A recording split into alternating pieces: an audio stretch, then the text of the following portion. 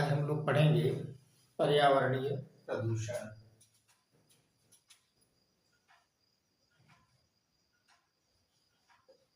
पर्यावरणीय प्रदूषण यानी इन्वायरमेंटल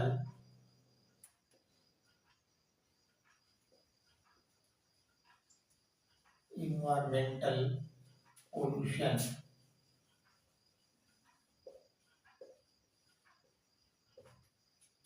इन्वायरमेंटल पोल्यूशन क्या है? पर्यावरण प्रदूषण यह बड़े आश्चर्य की बात है कि हम इस पूरे पृथ्वी पर यदि देखें तो हमारी पूरी पृथ्वी का लगभग 3/4 हिस्सा जल से भरा हुआ है और यह जल इतना गहरा है कि कहीं कहीं समुद्र भी इसमें समा जाते हैं। इसी तरह से हमारी पृथ्वी का लगभग 24 से 25 किलोमीटर फैलाव 24 से 25 किलोमीटर तक की पट्टी जो होती है हमारे वायु का आवरण है और इस वायु के आवरण में विभिन्न गैसें जो होती है एक निश्चित अनुपात में विद्यमान है। जैसे अगर हम देखें तो N2 जो होती है नाइट्रोजन है वो 78% है, ऑक्सीजन जो है वह 21% है, CO2 जो है वो 0.03% है और शेष जो होती हैं शेष गैसें 1% में शेष गैसें हैं जिसमें आपका आर्गन है या नियान है या दूसरी गैसें जीवनोपयोगी गैसें भी इसमें शामिल हैं। यानी हमारी प्रकृति ने हमें प्राणियों को जीवित रहने के लिए ऑक्सीजन दिया है और पेड़ पौधों के लिए आवश्यक पोषक के रूप में नाइट्रोजन दिया है। पेड़ पौधों के लिए नाइट्रोजन अति उपयोगी गैस है और ऑक्सीजन जो है वो जंतुओं के लिए उपयोगी गैस है। तो ऐसी स्थिति में अगर हम ये देखें कि प्रकृति द्वारा हमें अधिक मात्रा में नाइट्रोजन दी गई है, अधिक मात्रा में ऑक्सीजन दी गई है, लेकिन मानव ने अपनी भोग विलासिता भरी जिंदगी में अपने आप को आगे बढ़ाने में इतना निकल गया कि मनुष्य को यह पता ही नहीं रहा कि अब हमें सांस लेने के लिए ऑक्सीजन उपलब्ध नहीं हो पाएगी, ऑक्सीजन उपलब्ध नहीं है। यानी मानव ने प्रकृति के साथ ये प्रकृति का ऐसा विरोधन किया कि प्रकृति में असंतुलन हो गया। तो प्रकृति का यह असंतुलन ही एक तरह से पर्यावरणीय प्रदूषण है। पर्यावरण में इनका असंतुलन होना जो है वही पर्यावरणीय प्रदूषण है। आज हम लोग इसी पर विचार करेंगे कि पर्यावरणीय प्रदूषण कहते किसको है, पर्यावरणीय प्रदूषण है क्या और प्रदूषण का मुख्य कारण क्या है। तो आइए देखते हैं पहले कि प्रदूषण है क्या। तो प्रदूषण को अगर हम लोग देखें तो जल, स्थल और वायु का वह भाग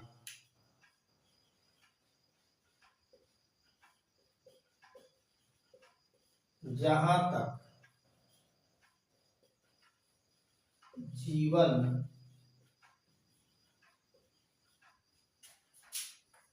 संभव है जैव मंडल कहलाता है, उसे कहते हैं जैव मंडल, यानी ये जैव मंडल कहलाता है। अब हमारे जैव मंडल में देखें तो 3 तरह के मंडलों को शामिल किया गया है। यानी हमारा जैव मंडल वो 3 मंडलों से मिलकर बना है, जल मंडल, स्थल मंडल और वायुमंडल। तो प्रकृति ने प्रचुर मात्रा में जल दिया है, स्थल को भी प्रचुर मात्रा में बना रखा है, वायु को भी वायुमंडल में प्रचुर मात्रा में प्रकृति ने दिया है, लेकिन मानवीय गतिविधियों की वजह से, मनुष्य की क्रियाओं की वजह से प्रकृति में जल का, स्थल का या वायु का असंतुलन हो रहा है, और इसी असंतुलन की वजह से जो पर्यावरण है, जो प्रकृति है, उसमें परिवर्तन आ रहा है। इसी परिवर्तनों को पर्यावरणीय प्रदूषण कहा जाता है। यानी हम कह सकते हैं कि जल, स्थल और वायु, वायु में होने वाला वह भौतिक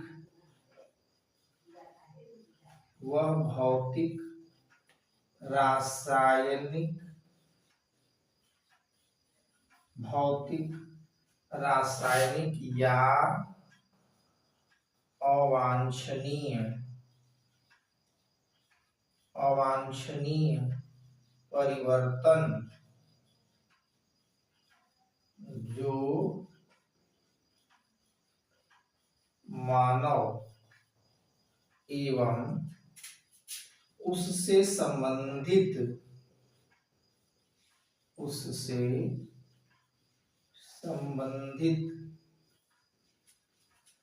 जीवों को प्रत्यक्ष या परोक्ष रूप से प्रभावित करता है।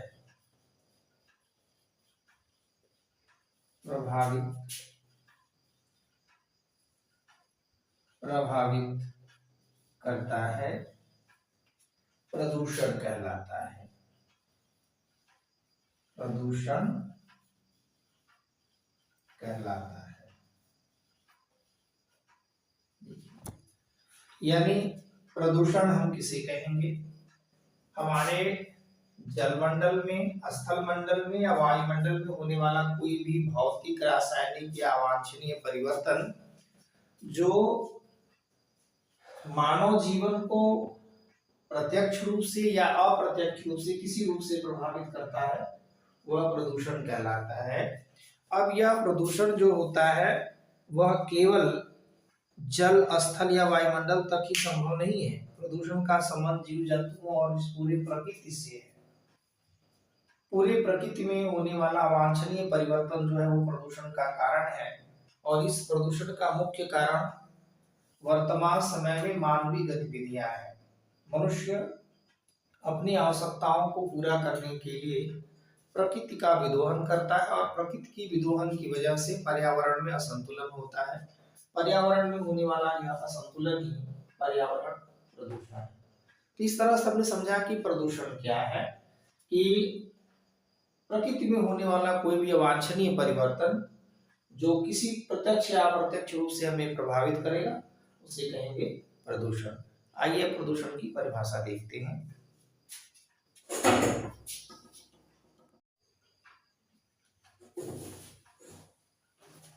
हम देखते हैं प्रदूषक क्या होते हैं। देखिए, प्रदूषक किनको कहेंगे? प्रदूषण फैलाने वाले पदार्थ, प्रदूषण फैलाने वाले पदार्थों को प्रदूषक कहते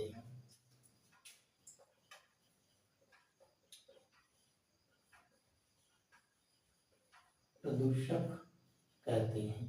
माने ऐसे पदार्थ जो प्रदूषण फैलाएंगे उन्हें प्रदूषक कहा जाएगा। अब इसमें प्रदूषकों को हम वर्गीकृत करते हैं। प्रदूषकों की 3 श्रेणियां हैं। पहला तो होता है उत्पत्ति के स्रोतों के आधार पर, यानी जहां से इनकी उत्पत्ति होती है उनके स्रोत क्या है, उन स्रोतों के आधार पर। दूसरा होता है दृश्यता के आधार पर, यानी दिखाई देने वाले और न दिखाई देने वाले प्रदूषक। और तीसरा है प्रकृति या दशा के आधार पर। यानी हम प्रदूषकों को 3 तरह से वर्गीकृत कर सकते हैं।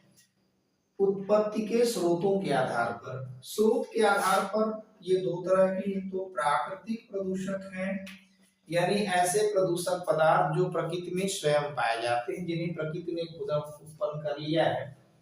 जैसे कुछ पुष्पों के परागकण होते हैं, या ज्वालामुखी का विस्फोट है, या कुछ प्राकृतिक घटनाएं हैं जिस प्राकृतिक घटनाओं की वजह से प्रदूषण होता है, वो चाहे जल प्रदूषण हो, चाहे ध्वनि प्रदूषण हो, या वायु प्रदूषण हो, यानी प्राकृतिक घटनाओं की वजह से, प्राकृतिक घटनाओं की वजह से होने वाला प्रदूषण जो होता है प्राकृतिक प्रदूषक होते हैं। यानी ऐसे प्रदूषक जो प्रकृति में स्वतः उत्पन्न होते हैं वो प्राकृतिक प्रदूषक हैं, और दूसरे मानव निर्मित प्रदूषक हैं, यानी ऐसे प्रदूषक पदार्थ जो मानवीय गतिविधियों के कारण उत्पन्न होते हैं, अर्थात मनुष्य अपनी क्रियाओं के दौरान कुछ ऐसी क्रियाएं करता है जिसकी वजह से पर्यावरण में संतुलन होता है, जिनको हम कहेंगे मानव निर्मित प्रदूषण। अब दूसरा हम देखते हैं दृश्यता के आधार पर, यानी दिखाई देने वाले या ना दिखाई देने वाले प्रदूषक। दृश्यता के आधार पर प्रदूषकों की दो श्रेणियां हैं। एक तो आपका है दृश्य, दृश्य माने होता है दिखाई देने वाला, दृश्य प्रदूषक यानी ऐसा प्रदूषक जो दिखता है, और अदृश्य प्रदूषक जो दिखाई नहीं देता है, तो जरूर वह प्रदूषक लेकिन दिखाई नहीं देता। दृश्य प्रदूषक में कौन है? जैसे धूम्र है, धुआं है, गैसें हैं, धूल के कण हैं, कचरा है, पशुओं के मलमूत्र है या जीवों के मलमूत्र हैं, वाहित मल हैं, ये सब दृश्य प्रदूषक हैं जो दिखाई देते हैं, हमें दिख जाते हैं। दूसरा अदृश्य प्रदूषक है जिसमें कुछ बैक्टीरिया या दूसरे सूक्ष्म जीव हैं जो वायुमंडल में मिले हुए हैं, जो मानव को प्रत्यक्ष या अप्रत्यक्ष रूप से प्रभावित कर रहे हैं, और कुछ जहरीले पदार्थ ऐसे हैं जो कि मिट्टी में या पानी में या वायु में मिल गए हैं, जो अदृश्य दिखाई तो नहीं दे रहे लेकिन प्रदूषण फैलाते हैं। तीसरा है प्रकृति या दशा के आधार पर।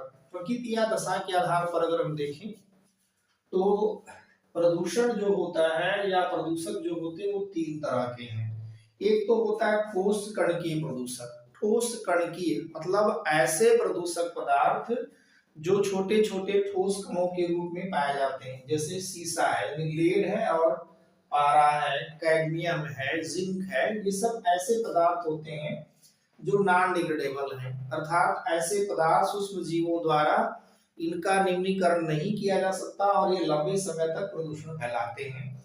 अब ठोस कणकीय प्रदूषकों में सीसा जो होता है वो लंबे समय तक प्रदूषण फैलाता है, पारा जो होता है वो लंबे समय तक प्रदूषण फैलाता है, कैडमियम जो होती है वो लंबे समय तक प्रदूषण फैलाती है। ये सब ऐसे प्रदूषक हैं जो ठोस कणकीय प्रदूषक हैं, कण के रूप में पाए जाते हैं।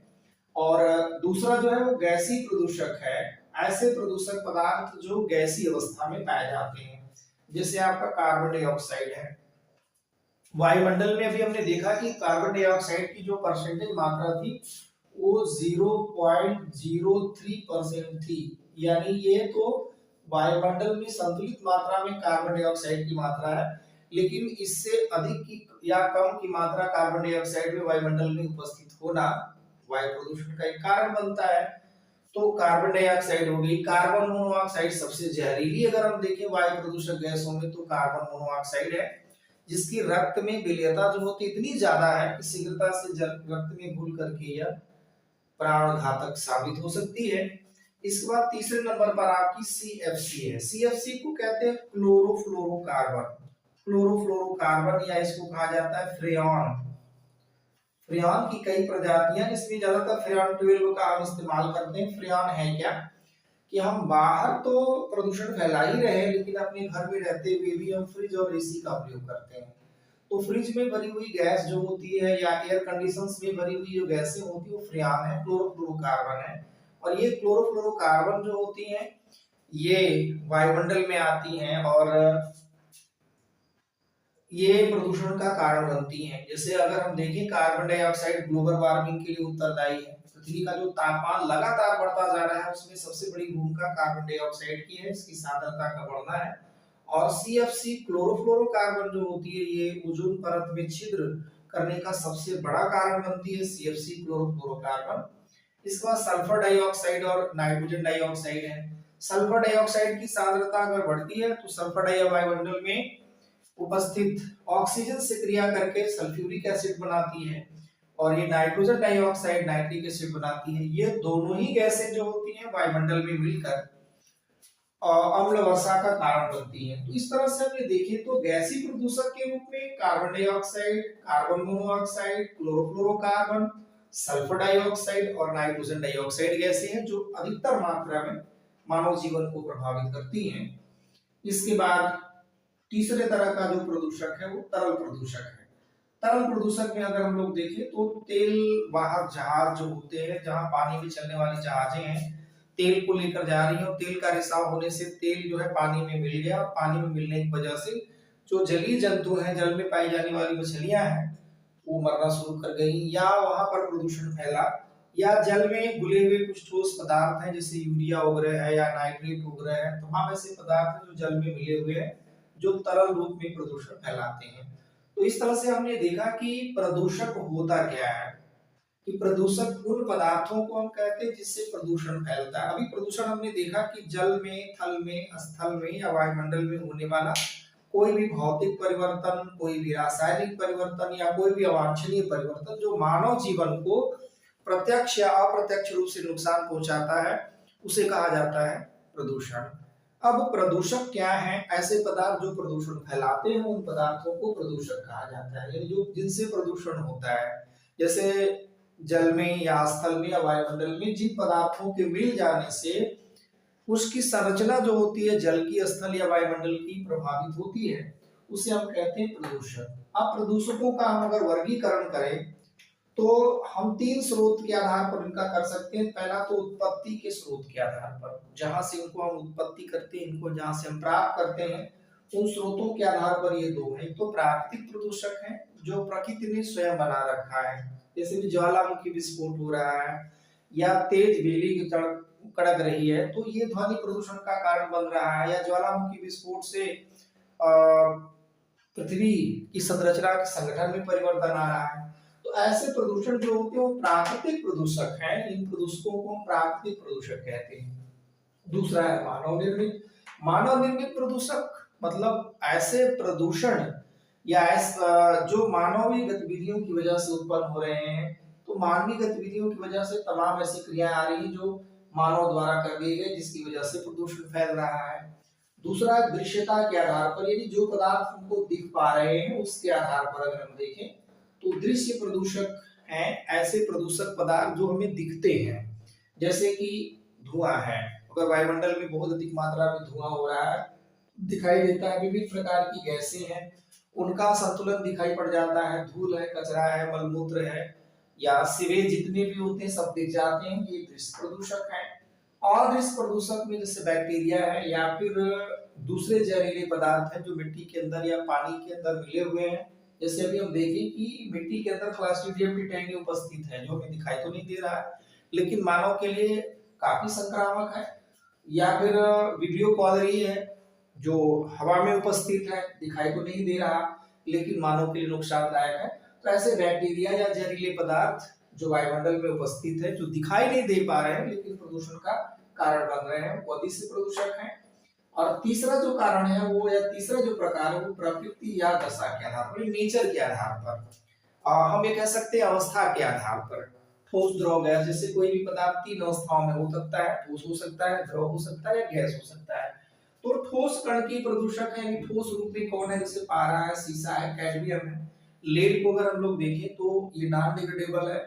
और जब निम्नीकरणीय प्रदूषक, अनिम्नीकरणीय प्रदूषक है जिसका पारा हो गया, कैडमियम हो गया, तमाम एस्बेस्टस हो गया, तमाम ऐसे पदार्थ हैं जो कि कभी भी इनका डिग्रेडेशन नहीं होता, ये प्रदूषण का कारण बनते हैं।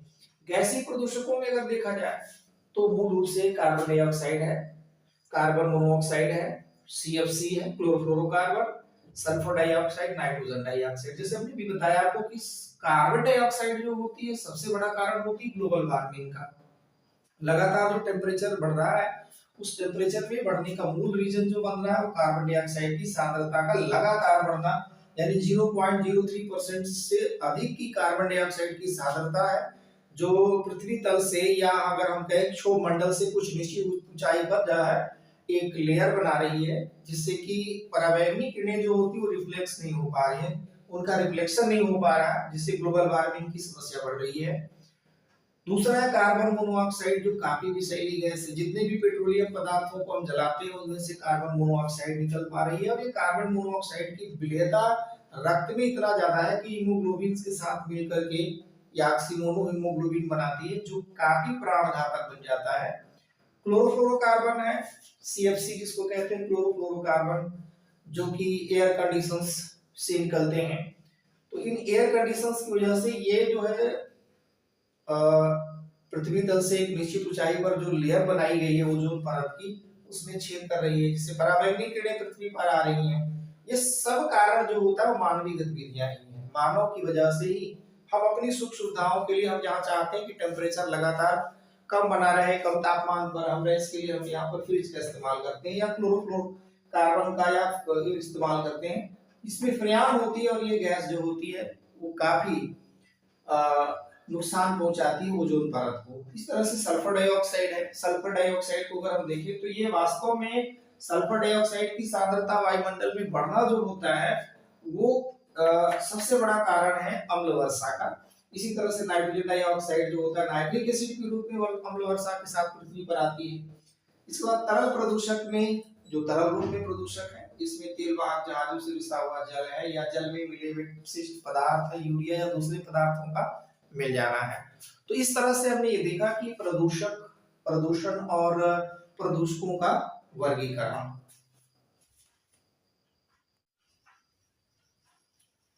आइए अब देखते हैं प्रदूषण के प्रकार, यानी प्रदूषण कितने प्रकार का होता है। वैसे सामान्य रूप से अगर हम लोग देखें तो प्रदूषण की जो है सामान्यतः 5 श्रेणियां हैं। जल प्रदूषण, वायु प्रदूषण, मृदा प्रदूषण, ध्वनि प्रदूषण और रेडियोधर्मी प्रदूषण, जिनमें हम विशेष रूप से इन्हीं प्रदूषणों पर ध्यान देंगे। लेकिन हम यहाँ देखते हैं प्रदूषण के वर्गीकरण को कि प्रदूषण को हम 2 श्रेणियों के आधार पर वर्गीकृत कर सकते हैं। एक तो है स्वरूप के आधार पर, यानी नेचर के आधार पर। अगर हम स्वरूप के आधार पर देखें तो प्रदूषण 2 तरह का होता है। एक तो है भौतिक प्रदूषण यानी फिजिकल पॉल्यूशन, और दूसरा होता है सामाजिक प्रदूषण यानी सोशल पॉल्यूशन। स्वरूप के आधार पर या the basis of nature pollution जो होते हैं वो 2 तरह के हैं। भौतिक प्रदूषण यानी भौतिक पदार्थों में होने वाला प्रदूषण, और सामाजिक प्रदूषण सामाजिक अवयवों में होने वाला प्रदूषण।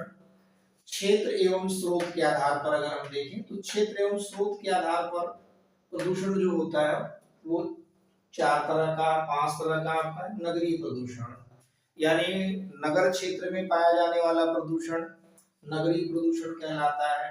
ग्रामीण क्षेत्रों में उपस्थित प्रदूषण ग्रामीण प्रदूषण कहलाता है। औद्योगिक संस्थानों की वजह से उत्पन्न प्रदूषण औद्योगिक प्रदूषण है।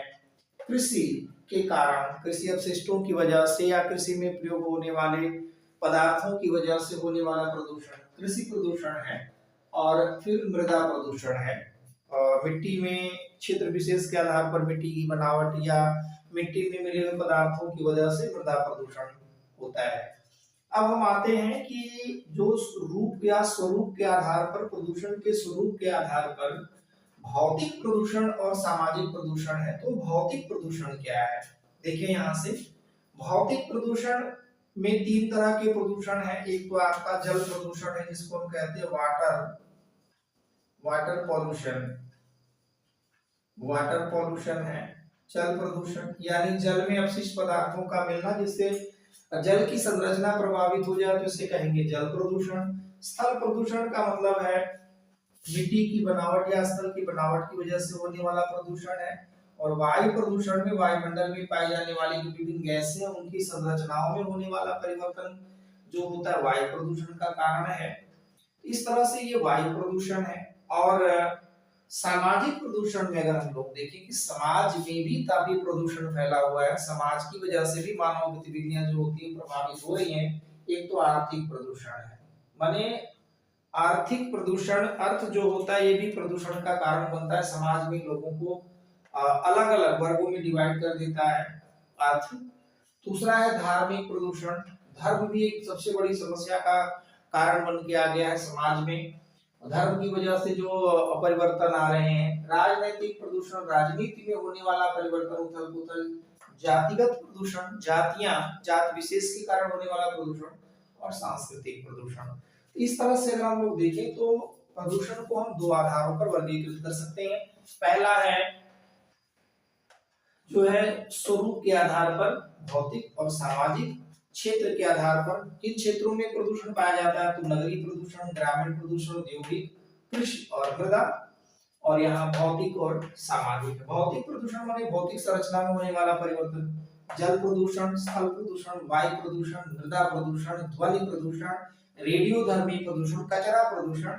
ये there are all of physical pollutants. ये सब के सब जो होते हैं वो भौतिक प्रदूषक हैं, भौतिक प्रदूषण कहलाते हैं। सामाजिक प्रदूषण में देखा जाए तो ये प्रदूषण होता है। इस तरह से हमने देखा कि प्रदूषण क्या है। अब